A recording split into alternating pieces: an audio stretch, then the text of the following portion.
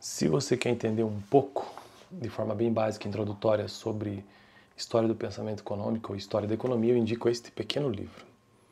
Esse é um livro que tem um viés, ele é um livro socialista, nitidamente, pelo texto dele, mas ainda assim, como um livro introdutório serve. Claro que assim que eu terminá-lo, afinal de contas, ele é o primeiro desse canal sobre essa temática, tentaria encontrar um livro mais robusto, né? Porque todo livro socialista geralmente não, sempre é uma visão absolutamente falha da realidade.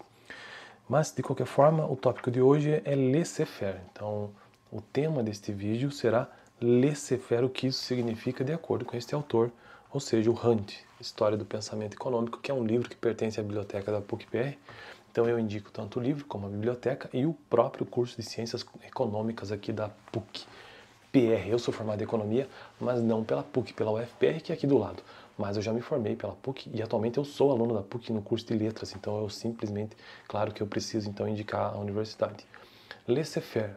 Os economistas neoclássicos desenvolveram, os economistas neoclássicos aqui entendidos como aqueles principais, né? O Karl Menger, William Stanley Jevons e Leon Walras. Os economistas neoclássicos desenvolveram uma argumentação extremamente elaborada e hermética no sentido de ser secreta, em defesa de duas noções fundamentais sustentadas por Adam Smith.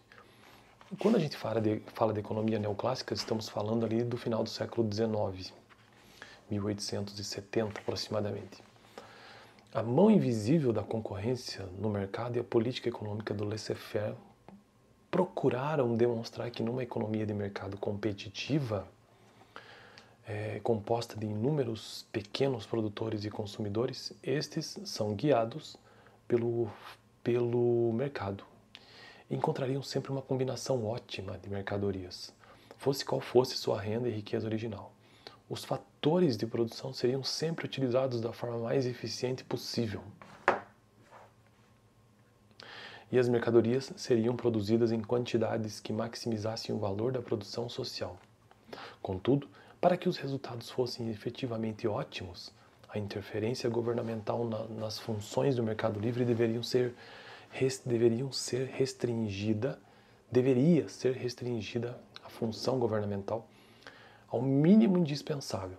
Admitiam que os resultados eram ótimos desde que se aceitasse a distribuição existente das rendas. Alguns economistas neoclássicos, particularmente o norte-americano John Bates Clark, tentaram defender a forma como as rendas eram distribuídas em uma economia de livre mercado.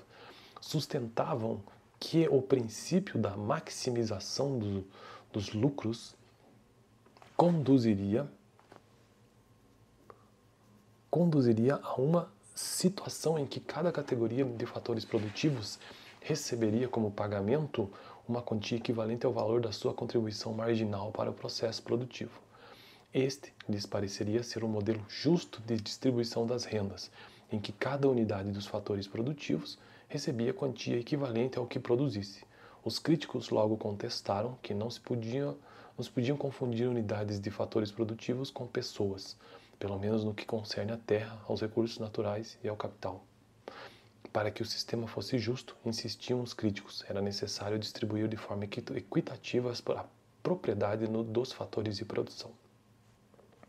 Não obstante essas objeções, os economistas neoclássicos conseguiram estruturar uma argumentação teórica em defesa da política liberal clássica do laissez-faire que impressionava. Ao mesmo tempo, cavaram um imenso abismo entre a teoria econômica e a realidade econômica. Muitos economistas filiados à tradição neoclássica passaram a ignorar totalmente os problemas concretos e as instituições econômicas existentes na prática. Confinados numa torre de marfim, ocupavam-se exclusivamente da construção de modelos matemáticos, intermináveis e herméticas variações em torno das mesmas trivialidades.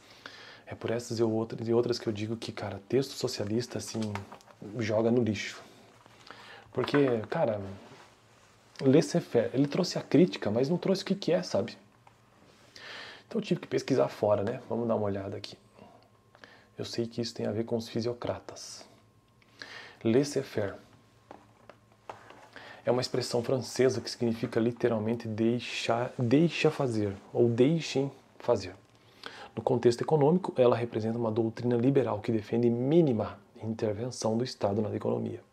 Sua origem surgiu no século XVIII, na França, e está ligada aos fisiocratas, com François Quesnel, e depois aos liberais clássicos, como Adam Smith. Eles acreditavam que a economia funcionaria melhor se fosse guiada pelas leis naturais do mercado, naturais, como a lei da oferta e da demanda, sem interferência governamental. Agora, nesse texto aqui que o socialista trouxe, ele traz essa informação? Será que ele despreza que existe lei de oferta e da demanda? Princípios do laissez-faire. Livre mercado. Empresas e indivíduos devem poder produzir, vender e consumir livremente. Por que socialista não gosta disso? Não faz sentido. Segundo, concorrência livre, sem monopólios protegidos pelo Estado. Terceiro, propriedade privada, base do sistema capitalista. Quarto, Estado mínimo, o governo deve apenas garantir segurança, justiça e direito de propriedade. Segurança, justiça e direito de propriedade. Exemplos práticos do laissez-faire. Sem controle de preços, o governo não define o valor do pão ou da gasolina. Sem barreiras alfandegárias ou subsídios e sem regulação trabalhista ou ambientação excessiva, ou ambiental excessiva, né? Quais são as críticas ao laissez-faire?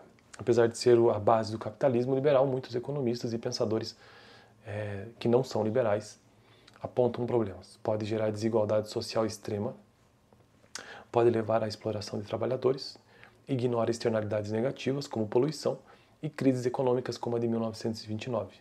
Mostraram os limites de um mercado totalmente livre, que são as falhas de mercado que, obviamente, o Estado intervém corrigindo, né, ou acompanhando essas falhas de mercado. Agora, uma coisa é ter falhas de mercado, outra coisa é simplesmente achar que não tem valor nenhum, né? O laissez-faire simplesmente é tudo bobagem. Próximo tema do vídeo será modificações subsequentes da teoria neoclássica. Isso na semana que vem. Toda terça-feira um vídeo sobre história da economia aqui no canal. Valeu!